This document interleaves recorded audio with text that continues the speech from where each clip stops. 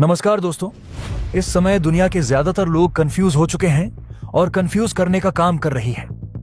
भारत और अमेरिका के बीच लंबे समय से पेंडिंग में पड़ी ट्रेड डील, क्योंकि मोदी अब इस ट्रेड डील को कैंसिल कर रहे हैं, ऐसा रिपोर्ट में कहा जा रहा है।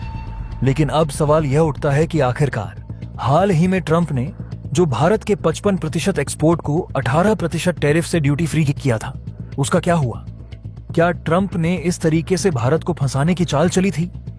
और दूसरा बड़ा सवाल यह है कि जब भारत से एक्सपोर्ट होने वाली दवाइयों का लगभग 30 से 40% हिस्सा अकेले अमेरिका में एक्सपोर्ट होता है, तो अगर अमेरिका ने अब तक भारत पर टैरिफ लगा रखा था, तो आखिरकार भारत का फार्मा एक्सपोर्ट हाल ही में 9% से भी ज्यादा कैसे बढ़ गया?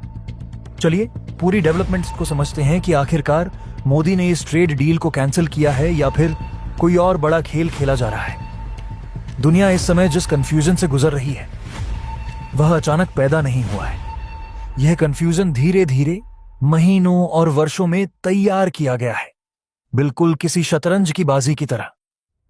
एक तरफ है नरेंद्र मोदी, जिनकी छवि बाहर से शांत लेकिन अंदर से रणनीतिक मानी जाती है।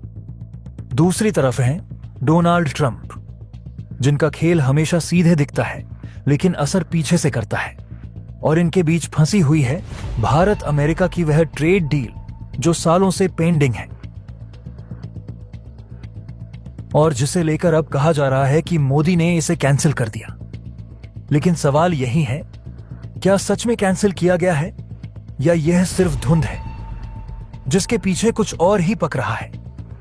कहानी तब और दिलचस्प हो जाती है जब हाल ही में आई उन रिपोर्ट्स को देखा जाए जिनमें दावा किया गया कि ट्रंप प्रशासन ने भारत के लगभग 55% एक्सपोर्ट को 18% टैरिफ से ड्यूटी फ्री कर दिया था।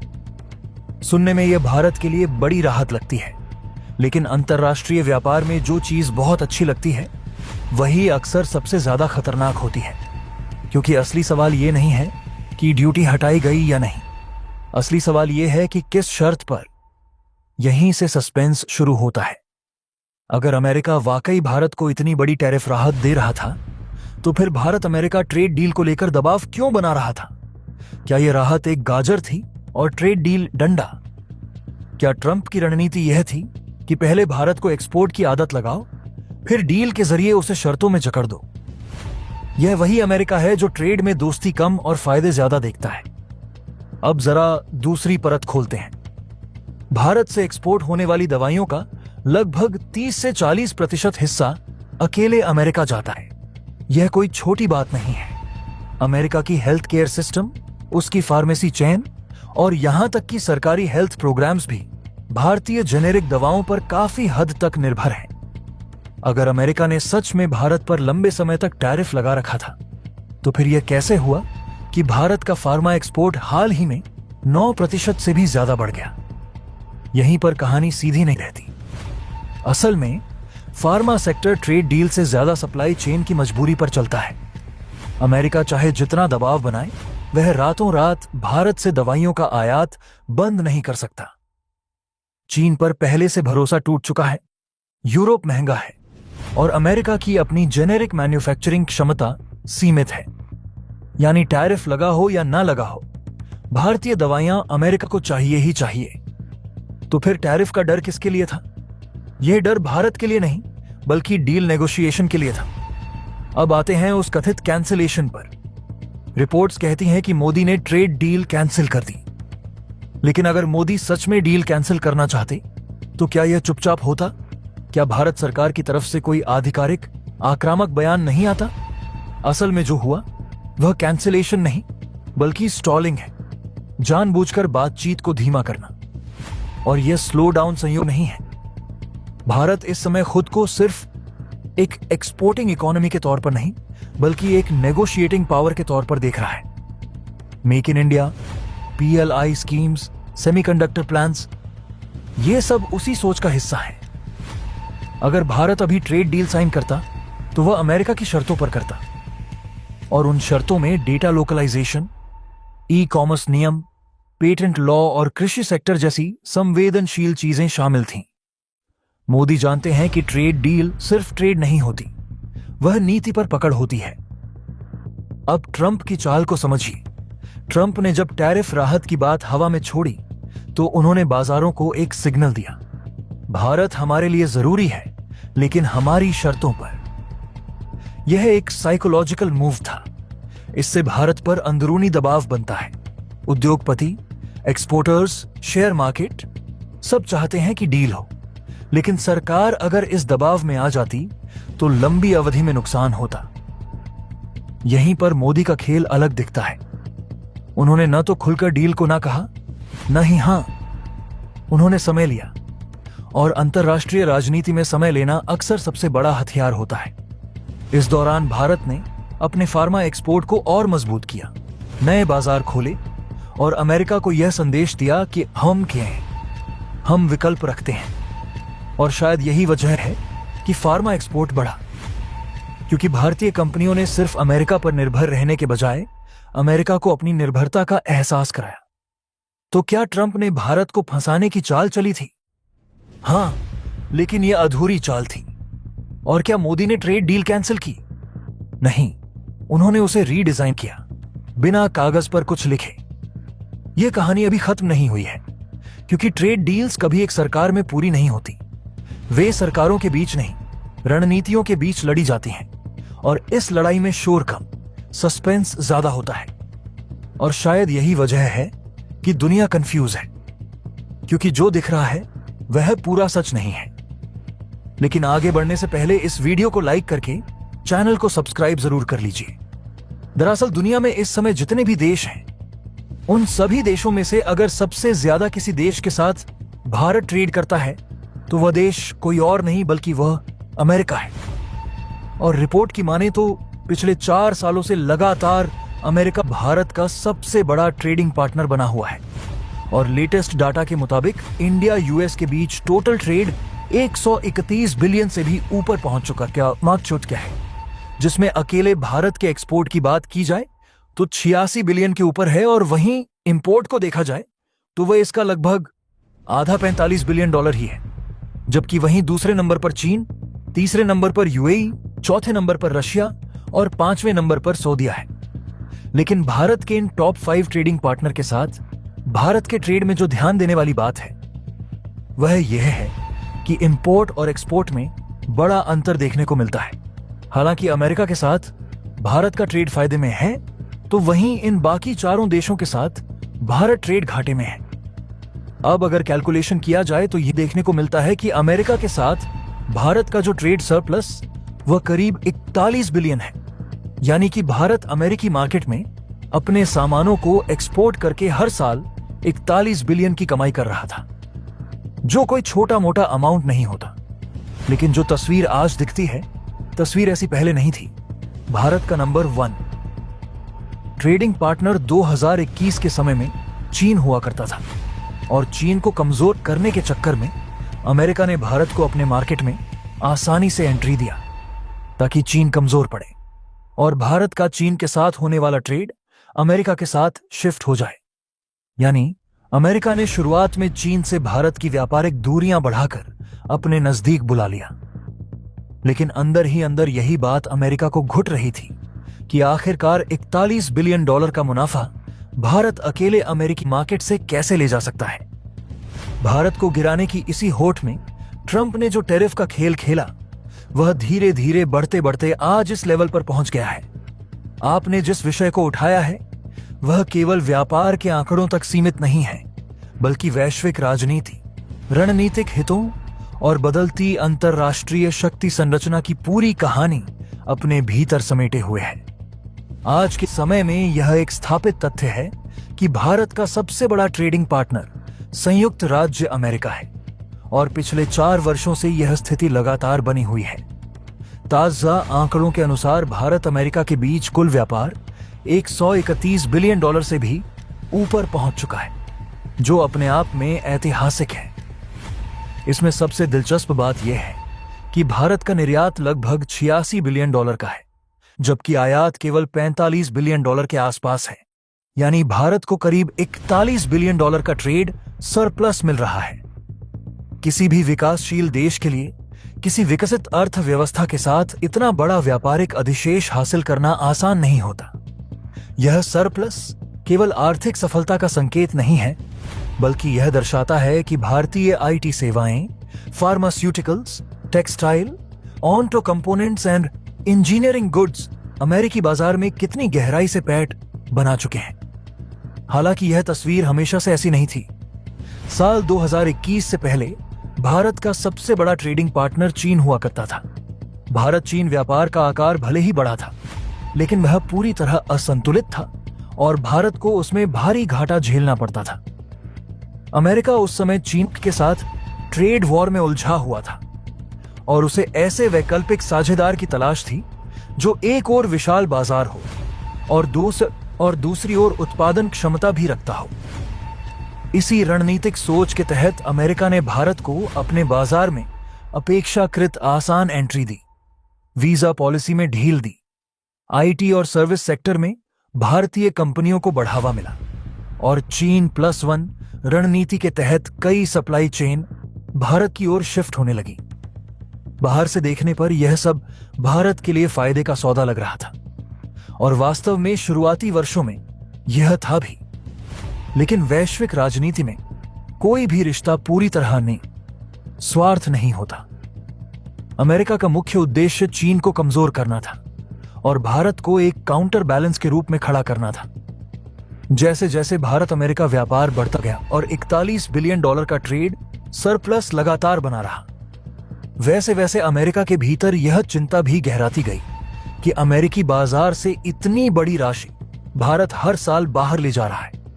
अमेरिकी नीति निर्माताओं और घरेलू उद्योगों को यह बात खटकने लगी कि अमेरिका आयात ज्यादा कर रहा है और निर्यात कम। यहीं से संरक्षणवाद की सोच फिर से जोर पकड़ने लगी, जिसका सबसे स्पष्ट रूप टैरिफ पॉलिसी में देखने को मिला। अमेरिकी राजनीति में टैरिफ कोई नई चीज नहीं है, लेकिन जब डोनाल्ड ट्रंप सत्ता में आए तो अमेरिका फर्स्ट की नीति के तहत इस सोच को खुलकर लागू किया गया।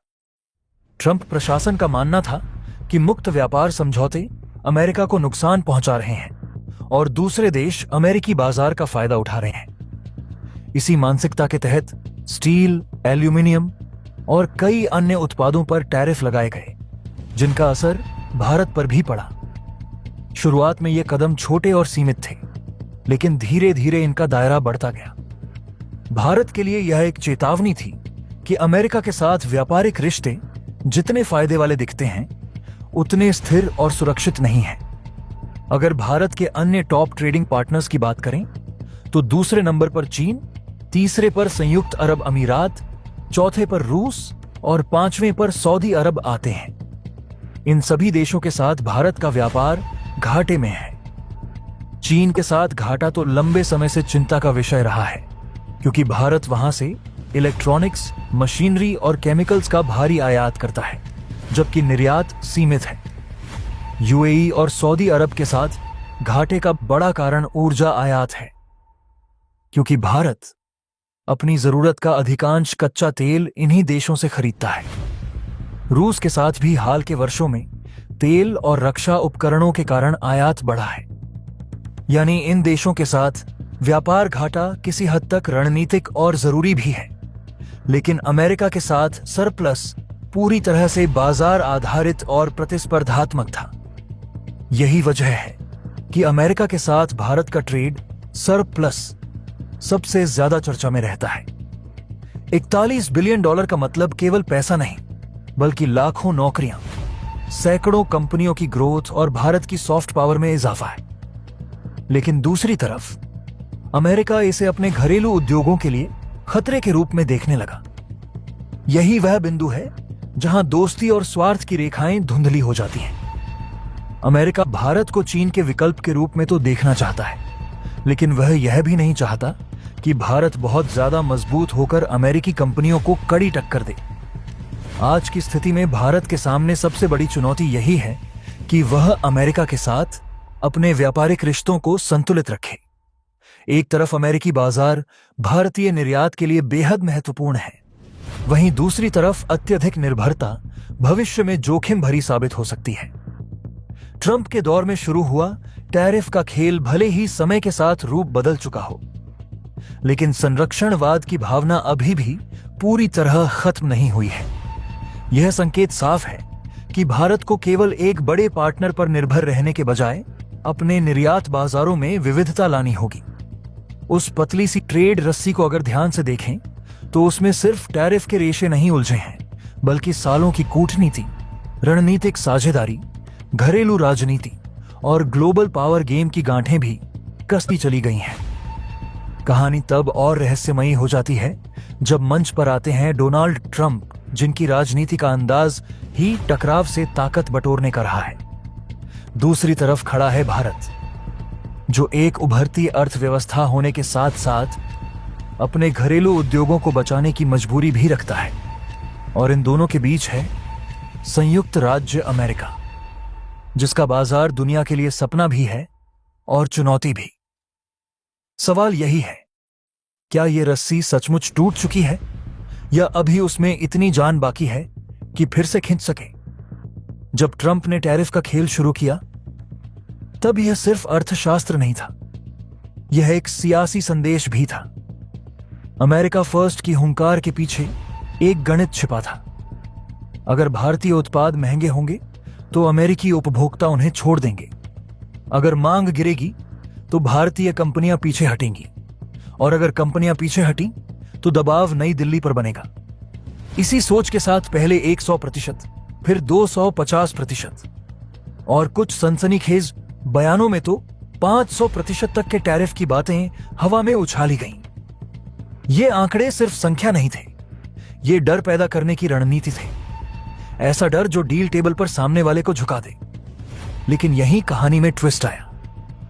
भारत ने शोर में शोर नहीं मिलाया, बल्कि चालों की शतरंज बिछाई। कुछ टैरिफ जवाबी लगाए गए, कुछ आयातों में विविधता लाई गई और कुछ सेक्टरों में घरेलू उत्पादन को तेजी से बढ़ाने के संकेत दिए गए। संदेश साफ था, दबाव एकतरफा नहीं रहेगा। धीरे धीरे वो 500% के दावे हवा से जमीन पर आने लगे। अंततः जो सामने आया वह था 25% का व्यापक टैरिफ और कुछ चुनिंदा मामलों में 50% तक की मार। यह अमेरिका की ओनेलिन रणनीति नहीं थी, यह एक समझौता था, या यूं कहें कि रणनीतिक पीछे हटना। ट्रंप बार बार यह दावा करते रहे कि भारत अमेरिकी सामानों पर बहुत ऊंचा टैक्स लगाता है, खासतौर पर कृषि, डेयरी और कुछ औद्योगिक उत्पादों पर। इस दावे में सच्चाई के अंश थे, लेकिन पूरी तस्वीर नहीं। हर देश अपने संवेदनशील सेक्टरों को बचाता है। फर्क सिर्फ इतना था कि इस बार आरोप सार्वजनिक मंच से, तीखी भाषा में और डील मेकिंग के दबाव के साथ लगाए गए। यहीं से अविश्वास की परत मोटी होने लगी। बातचीत चलती रही, लेकिन हर बैठक के बाद एक नया संदेह पैदा होता। क्या यह अगला कदम समझौते की ओर है या अगली धमकी की तैयारी? फिर आया वह दौर जब खबरें कैंसिल शब्द के इर्द गिर्द घूमने लगीं। ट्रेड डील कैंसिल, 2 शब्द, लेकिन असर गहरा। बाजारों में हलचल, कंपनियों के बोर्डरूम में बेचैनी और कूटनीतिक गलियारों में फुसफुसाहट। पर असलियत इतनी सीधी नहीं थी।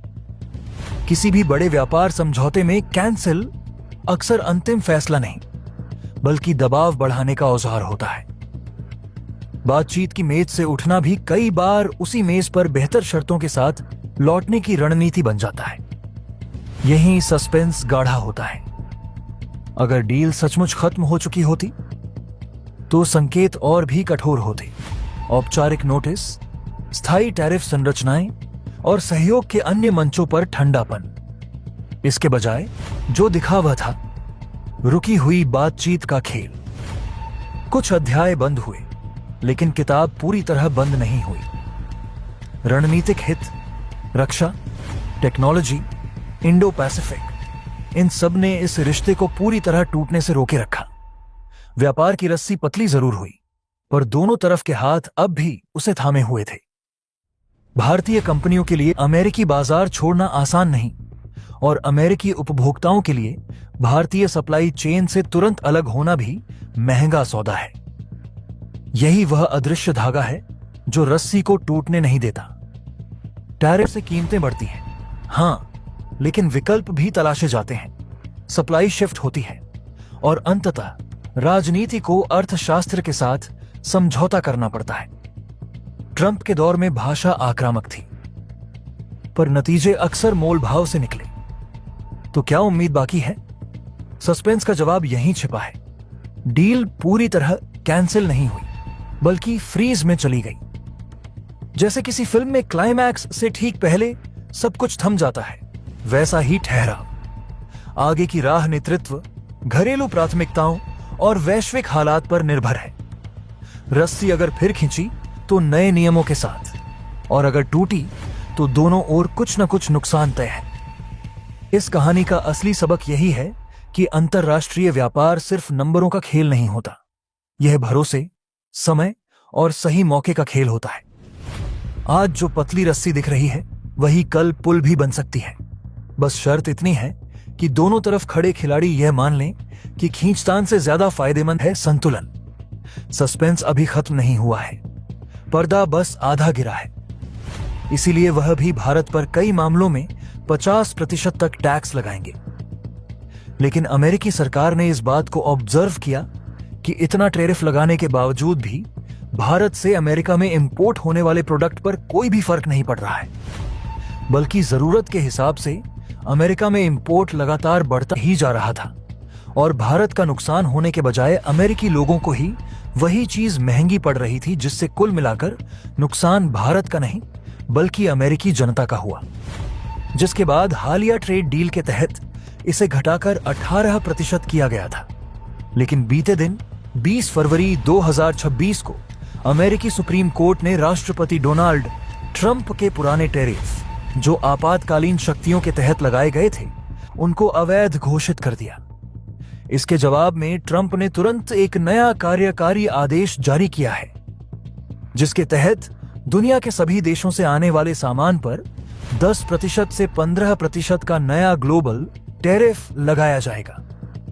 कहने का मतलब यह है कि भारत और अमेरिका के बीच ट्रेड डील कैंसिल नहीं हुई है, बल्कि भारत और अमेरिका के बीच जो ट्रंप की शर्तों पर डील हुई थी, उन शर्तों पर हुई डील को कैंसिल माना जा रहा है। जबकि अमेरिका की तरफ से और भारत के बीच जो नई शर्तें लागू की जाएगी, उन पर डील अभी भी जारी रहेगी। लेकिन ऐसा तब होगा जब दोनों देशों के बीच नई सहमति बनेगी, और इसमें फायदा कुल मिलाकर भारत का होगा, क्योंकि पहले जो ट्रंप 18% तक टैरिफ लगाने की डील कर चुके थे। अमेरिकी सरकार और भारत के बीच व्यापारिक रिश्तों की पूरी कहानी को अगर समग्र रूप से देखा जाए तो यह साफ समझ में आता है कि टैरिफ केवल एक आर्थिक औजार नहीं होता, बल्कि वह घरेलू राजनीति, वैश्विक दबाव, सप्लाई चेन की मजबूरियों और उपभोक्ताओं की जेब से सीधे जुड़ा हुआ फैसला होता है। और ठीक यही बात उस समय सामने आई जब अमेरिका ने भारत से आने वाले उत्पादों पर भारी भरकम टैरिफ लगाए थे। अमेरिकी प्रशासन ने शुरू में यह मानकर कदम उठाया था कि ज्यादा टैरिफ लगाने से भारत से आयात कम होगा, अमेरिका में घरेलू मैन्युफैक्चरिंग को बढ़ावा मिलेगा और भारत को नुकसान होगा। लेकिन वास्तविकता इसके बिल्कुल उलट निकली, क्योंकि भारत से आने वाले जिन उत्पादों पर टैरिफ लगाया गया था, वे या तो अमेरिकी उद्योगों के लिए कच्चे माल के रूप में बेहद जरूरी थे, या फिर ऐसे कंज्यूमर गुड्स थे जिनका विकल्प अमेरिका के पास तत्काल उपलब्ध नहीं था। नतीजा यह हुआ कि टैरिफ बढ़ने के बावजूद भारत से अमेरिका में आयात कम होने के बजाय लगातार बढ़ता रहा, और अंततः उस अतिरिक्त टैक्स का बोझ भारतीय निर्यातकों पर नहीं बल्कि सीधे अमेरिकी उपभोक्ताओं पर पड़ा, जिससे अमेरिका में महंगाई बढ़ी और आम जनता को वही सामान पहले से ज्यादा कीमत पर खरीदना पड़ा। इसी पृष्ठभूमि में अमेरिकी सरकार को यह स्वीकार करना पड़ा कि यह नीति भारत को कमजोर करने के बजाय अमेरिकी अर्थव्यवस्था और खास तौर पर अमेरिकी जनता के लिए नुकसानदेह साबित हो रही है। और यहीं से दोनों देशों के बीच ट्रेड डील पर दोबारा गंभीर बातचीत शुरू हुई, जिसके तहत हालिया समझौते में कुछ प्रमुख भारतीय उत्पादों पर टैरिफ घटाकर लगभग 18% किया गया, ताकि आयात की लागत कुछ हद तक संतुलित हो सके और अमेरिकी बाजार में कीमतों पर दबाव कम किया जा सके। लेकिन इस पूरी प्रक्रिया के बीच एक बड़ा कानूनी मोड़ तब आया जब 20 फरवरी 2026 को यूनाइटेड स्टेट्स सुप्रीम कोर्ट ने यह फैसला सुनाया कि आपातकालीन शक्तियों के तहत लगाए गए पुराने टैरिफ संवैधानिक रूप से वैध नहीं है और यह फैसला सीधे तौर पर उस समय लगाए गए टैरिफ ढांचे को चुनौती देता था जो पूर्व राष्ट्रपति डोनाल्ड ट्रंप के कार्यकाल में लागू किया गया था। सुप्रीम कोर्ट के इस निर्णय का असर केवल कानूनी दायरे तक सीमित नहीं रहा, बल्कि इसका सीधा राजनीतिक और आर्थिक प्रभाव भी पड़ा, क्योंकि इसके बाद ट्रंप ने प्रतिक्रिया में तुरंत एक नया कार्यकारी आदेश जारी किया, जिसके तहत दुनिया भर से अमेरिका में आने वाले सभी सामानों पर 10 से 15% का एक नया ग्लोबल टैरिफ लगाने की घोषणा की गई। और इस फैसले को उन्होंने राष्ट्रीय हित और अमेरिकी उद्योगों की सुरक्षा के नाम पर जायज ठहराने की कोशिश की। हालांकि जानकारों का मानना है कि यह कदम पहले की तुलना में ज्यादा व्यापक जरूर है, लेकिन उतना कठोर नहीं है जितना पहले आपातकालीन शक्तियों के तहत लगाए गए टैरिफ थे। इस पूरे घटनाक्रम को लेकर सबसे अहम बात यह समझना जरूरी है कि भारत और अमेरिका के बीच जो ट्रेड डील हुई थी वह पूरी तरह से कैंसिल नहीं हुई है, बल्कि असल में वह डील जो ट्रंप की पुरानी शर्तों और आपातकालीन टैरिफ व्यवस्था के तहत बनी थी, उसे अप्रासंगिक या व्यावहारिक रूप समाप्त माना जा रहा है। जबकि भारत और अमेरिका के बीच व्यापारिक संवाद और सहयोग की प्रक्रिया अब भी जारी है और भविष्य में नई शर्तों के साथ एक संशोधित डील की संभावना बनी हुई है। इसका मतलब यह है कि दोनों देशों को अब नए सिरे से बैठकर यह तय करना होगा कि ग्लोबल टैरिफ के नए ढांचे के भीतर द्विपक्षीय व्यापार को कैसे संतुलित किया जाए, किन सेक्टर्स को छूट दी जाए, किन उत्पादों पर विशेष रियायतें दी जा सकती हैं और कैसे यह सुनिश्चित किया जाए कि दोनों देशों के उपभोक्ताओं और उद्योगों को कम से कम नुकसान हो। और यहीं पर भारत की स्थिति अपेक्षाकृत मजबूत नजर आती है, क्योंकि पिछले कुछ वर्षों में भारत ने न केवल अपने निर्यात आधार को विविध बनाया है, बल्कि वैकल्पिक बाजारों पर भी काम किया है, जिससे अमेरिका पर उसकी निर्भरता पहले की तुलना में कम हुई है। इसके अलावा भारतीय उत्पादों की कीमत प्रतिस्पर्धा और सप्लाई चेन में उनकी अहम भूमिका के कारण अमेरिका के लिए भारत को पूरी तरह नजरअंदाज करना व्यावहारिक रूप से संभव नहीं है, खासकर फार्मास्यूटिकल्स, आईटी सेवाएं, ऑटो कंपोनेंट्स, टेक्सटाइल और केमिकल्स जैसे सेक्टर्स में, जहां भारत का योगदान अमेरिकी बाजार के लिए अत्यंत महत्वपूर्ण है। यदि तुलना की जाए तो पहले जो 18% तक टैरिफ की बात हुई थी, वह भारत के लिए दीर्घकालिक रूप से एक दबाव जरूर बन सकती थी, लेकिन नए ग्लोबल टैरिफ ढांचे में भारत के पास यह अवसर है कि वह अमेरिका के साथ अलग अलग सेक्टर स्पेसिफिक रियायतों पर बातचीत करे और यह साबित करे कि भारत से आयात अमेरिका के लिए कोई खतरा नहीं, बल्कि एक आर्थिक आवश्यकता है। और यही कारण है कि विशेषज्ञ मानते हैं कि आने वाले समय में अगर दोनों देशों के बीच नई सहमति बनती है तो उसका कुल मिलाकर फायदा भारत को ही होगा, क्योंकि अमेरिका पहले ही यह अनुभव कर चुका है कि अंधाधुंध टैरिफ लगाने से भारत को नहीं, बल्कि अमेरिकी उपभोक्ताओं और उद्योगों को नुकसान होता है। और इस पूरे घटनाक्रम से यह भी साफ हो जाता है कि वैश्विक व्यापार आज केवल ताकत के दम पर नहीं, बल्कि आपसी निर्भरता और व्यावहारिक समझौतों के जरिए ही टिक सकता है, खासकर तब जब दुनिया की दो बड़ी लोकतांत्रिक अर्थव्यवस्थाएं, इंडिया और यूनाइटेड स्टेट्स, एक दूसरे के साथ दीर्घकालिक साझेदारी बनाए रखने में रुचि रखती हों। अब वही घटकर सिर्फ 10% के आसपास रह गई है, यानी कमान अब भारत के हाथ में है। और जिस तरीके से अमेरिका को इंडियन प्रोडक्ट की जरूरत है, ऐसे में भारत अपनी नई शर्तें भी चाहे तो लगा सकता है, जिसमें ट्रंप डायरेक्टली इंटरफेयर नहीं कर पाएंगे, क्योंकि अमेरिका और भारत के बीच टैरिफ को लेकर ट्रेड रिलेशंस की कड़ी कमजोर जरूर हो चुकी है, लेकिन अमेरिका की भारत के ऊपर डिपेंडेंसी उतनी ही ज्यादा मजबूत है जितनी कि पिछले 4 सालों में बढ़ती गई है। और भारत अमेरिका को कई अहम चीजों का एक्सपोर्ट करता है, जिसमें भारत के अलावा दूसरा भरोसेमंद सप्लायर अमेरिका को मिल ही नहीं सकता। इसमें सबसे बड़ा हिस्सा pharmaceuticals, IT service, textile, James jewellery और इंजीनियरिंग प्रोडक्ट्स का है। खासकर दवाइयों की बात करें तो भारत दुनिया का फार्मेसी ऑफ द वर्ल्ड माना जाता है और अमेरिका को जाने वाली जेरिक दवाइयों का बड़ा हिस्सा भारतीय कंपनियों से ही आता है। यही वजह है कि मेडिकल सप्लाई चेन में भारत की भूमिका लगातार मजबूत होती जा रही है। अगर केवल फार्मा सेक्टर पर फोकस करें तो भारत अमेरिका को हजारों करोड़ डॉलर की जेरिक दवाइयां और एक्टिव फार्मास्यूटिकल इंग्रेडिएंट्स यानी एपीआई सप्लाई करता है।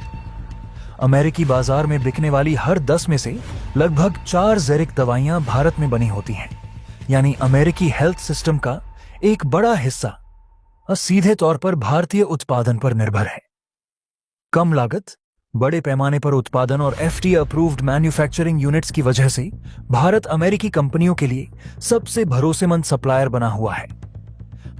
अब वही स्थिति घटकर सिर्फ 10% के आसपास रह गई है और यही वह निर्णायक मोड़ है जहां से वैश्विक ट्रेड पावर की दिशा साफ साफ बदलती हुई दिखाई देती है।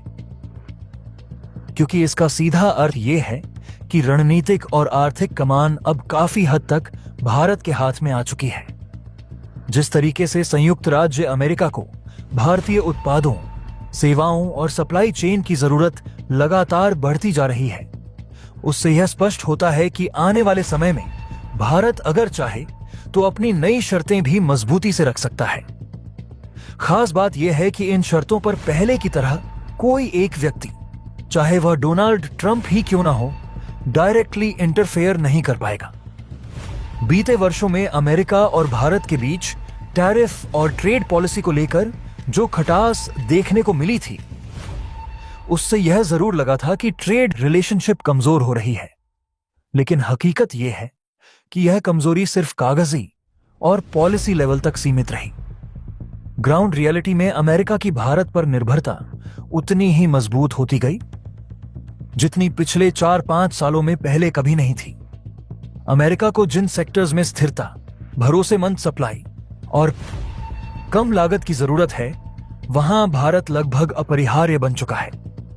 भारत आज अमेरिका को pharmaceuticals, IT services, textile, James and jewellery और इंजीनियरिंग प्रोडक्ट्स जैसे कई अहम क्षेत्रों में बड़े पैमाने पर एक्सपोर्ट करता है और इनमें से कई ऐसे सेक्टर हैं जहां भारत के अलावा अमेरिका को दूसरा कोई उतना विश्वसनीय और स्केलेबल सप्लायर मिल ही नहीं पाता। खासकर फार्मास्यूटिकल सेक्टर की बात करें तो भारत को यूं ही दुनिया की फार्मेसी नहीं कहा जाता। अमेरिका के बाजार में बिकने वाली जेनरिक दवाइयों का एक बड़ा हिस्सा भारतीय कंपनियों से आता है और यह केवल आंकड़ों की बात नहीं, बल्कि अमेरिकी हेल्थ केयर सिस्टम की रीढ़ से जुड़ा हुआ सच है। दोस्तों, आपकी क्या राय है कमेंट बॉक्स में जरूर से बताएं और साथ ही चैनल को सब्सक्राइब करना ना भूलें। आपके एक सब्सक्राइब से हमारी काफी बड़ी मदद होती है। जय हिंद।